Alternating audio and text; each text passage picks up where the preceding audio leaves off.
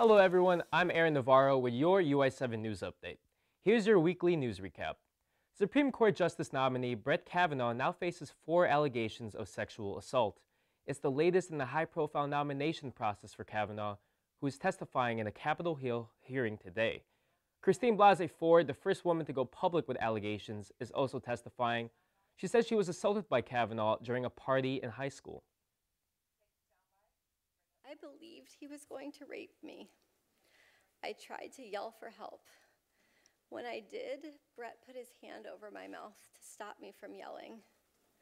This is what terrified me the most and has had the most lasting impact on my life.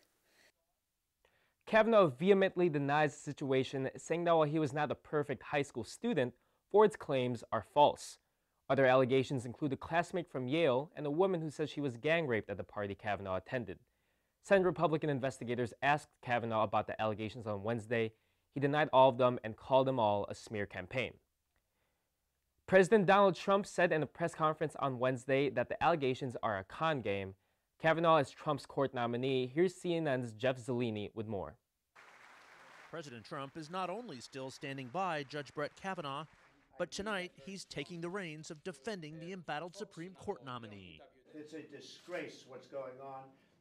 The good news is the public is very smart and they get it. The president is taking the confirmation battle to the court of public opinion.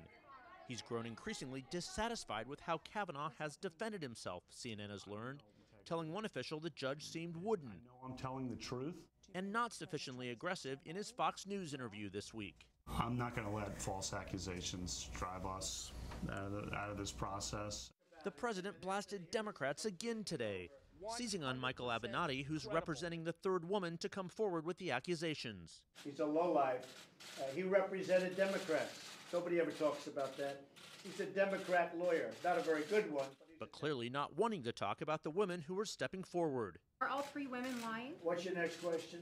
Instead, he's trying to harden partisan lines, personally coining this phrase. It's a con game they're playing. They're playing a con game. This is a con game. In hopes of diminishing the allegations. They know it's a con game. They know it's a con game. C-O-N, a con game. Today, the latest accusation unfolded just as the president was chairing a meeting of the United Nations Security Council. Called to order. 6 weeks before the midterm elections, the president made a rare reference to election meddling, not against Russia, but China, offering a warning cry for the final push of the fall campaign. Regrettably, we found that China has been attempting to interfere in our upcoming 2018 election, coming up in November, against my administration. They do not want me or us to win. A quick update, Brett Kavanaugh has now taken the stand and has begun his testimony, so make sure to keep watching UI7 News for updates on that.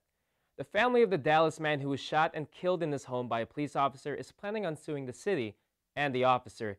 Amber Geiger says she mistook Botham Jean's apartment as hers when she shot him September 9th. His family now says they plan to sue Geiger and the city of Dallas for excessive force. The family's attorney also says they would like to see Geiger indicted on a murder charge. Geiger has since then been fired from the Dallas Police Department. Friends and loved ones remember Botham as an extroverted accountant who shared his love with everyone. The end of the month is rounding out to be a pretty dry one, and though hoodie season feels like it's upon us, there's a couple surprises heading into next week. Here's your UI7 News 5-day forecast. The trend of this week's lower temperatures will continue into the weekend. While we're looking at a high of 75 today and a low of 50. On Friday, that low will hit a crisp 46 degrees with a high of 72. It's a sunny day, and that will remain that way Saturday with only some slight forecast. Saturday will have the lowest high with 65, but Sunday we're heating up with a high of 81, low of 60. And on Monday, it might as well be called Summer 2, Electric Boogaloo, as we're seeing a high of 86. So as usual in Illinois, you can get the feel of 2 seasons within 5 days. But definitely a nice gradual cool down as we move further into fall.